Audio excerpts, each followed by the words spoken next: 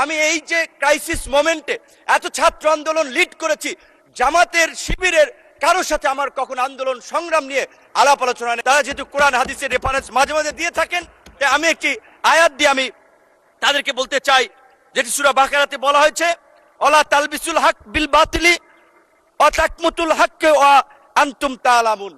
মাননীয় স্পিকার, আপনি জানেন আজকের সংসদ নেতা বিএনপির চেয়ারম্যান জনাব তারেক রহমানকে 111-এর বিরাজনীতিকরণ প্রক্রিয়ার অংশ হিসেবে দেশ তাকে বাধ্য করেছিল, কিন্তু সুদূর প্রবাসে নির্বাসিত থেকেও তিনি দেশের সাথে, দেশের নেতা কর্মীদের সাথেই শুধু ছিলেন না, অপরাপর রাজনৈতিক দলের সাথেও সম্পৃক্ত ছিলেন। যেই কারণেই 2022 সালের 30শে ডিসেম্বর আনুষ্ঠানিকভাবে 31টি দলকে নিয়ে সরকার ও শাসন ব্যবস্থা পরিবর্তনের এক দফার যুগপৎ আন্দোলন সূচনা করেছিলেন।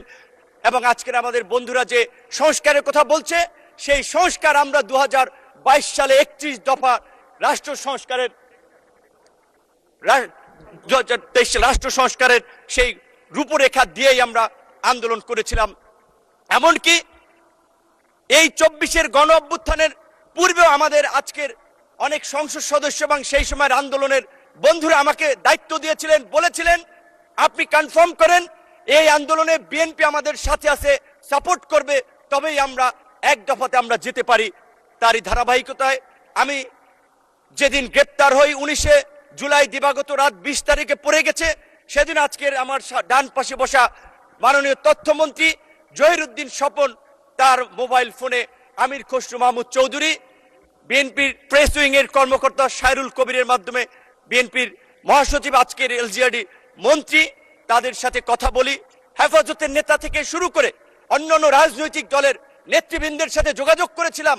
কিন্তু আমি স্পষ্টভাবেই বলবো, আমি জামাত ইসলামের বিগত দিনের কন্ট্রিবিউশনকে অ্যাকনলেজ করি, কিন্তু আমার সাথে আনুষ্ঠানিকভাবে আন্দোলন সংগ্রামের বিষয়ে আমি এই যে ক্রাইসিস মোমেন্টে এত ছাত্র আন্দোলন লিড করেছি, জামাতের শিবিরের কারোর সাথে আমার কখনো আন্দোলন সংগ্রাম নিয়ে আলাপ আলোচনা নেই। তাদের পরামর্শ আমি কখনো আমার সাথে সুযোগ হয় নাই কিংবা গ্রহণ করি নাই। তাদের আন্দোলনকে আমি রেকগনাইজ করি, কিন্তু আমি শুধু এইটুকু বলছি যে আজকে যখন জুলাই নিয়ে কথা হয়, জুলাই নিয়ে বিকৃত তথ্য উপস্থাপন করা হয়, গতকালকে এবং তার আগের দিনও আমাদের একজন সংসদ সদস্য এবং এই সরকারের প্রতিমন্ত্রী জুনায়েদ সাকি বলেছিলেন যে জুলাই সনদে পরিষ্কারভাবে বলা ছিল যে এই বিষয়গুলোতে আমরা একমতে পৌঁছাতে পারছি না, রাজনৈতিক দলসমূহ সেগুলো জনগণের কাছে নিয়ে যাবে, জনগণ যার পক্ষে ম্যান্ডেট দিবে তারা তাদের মতো করে করবে।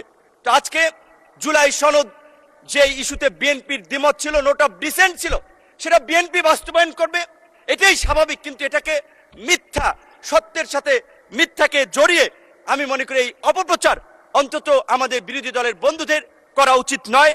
এই সম্পর্কে আমি, তারা যেহেতু কোরআন হাদিসের রেফারেন্স মাঝে মাঝে দিয়ে থাকেন, তাই আমি একটি আয়াত দিয়ে আমি তাদেরকে বলতে চাই, যেটি সূরা বাকারাতে বলা হয়েছে, ওয়ালা তালবিসুল হক বিল বাতিলি ওয়া তাকমুতুল হককে ওয়া আনতুম তাআলামুন। অর্থাৎ তোমরা সত্যের সাথে মিথ্যার মিশ্রণ করিও না, জেনে শুনে সত্য গোপন করিও না। সুতরাং আমার বন্ধুদেরকে আমি বলবো, আজকে বিএনপি এবং তার জোট সঙ্গীদেরকে যেভাবে সংস্কার বিরোধী হিসেবে উপস্থাপন করা হচ্ছে, সেটি মোটেই একটি সুস্থ ধারার রাজনীতির লক্ষণ নয়। আজকে আমরা রাজনীতিতে গুণগত পরিবর্তনের কথা বলি, ইতিবাচক পরিবর্তনের কথা বলি। বাংলাদেশের সাবেক রাষ্ট্রপতি, সাবেক প্রধানমন্ত্রীর ছেলে, এই বাংলাদেশের জনগণের নেতা তারেক রহমানের লাইফস্টাইল, জীবনাচরণ, তার যে দেশ নিয়ে মিশন ভীষণ, আমরা তার মন্ত্রিসভায় কাজ করে আমরা দেখতে পাচ্ছি।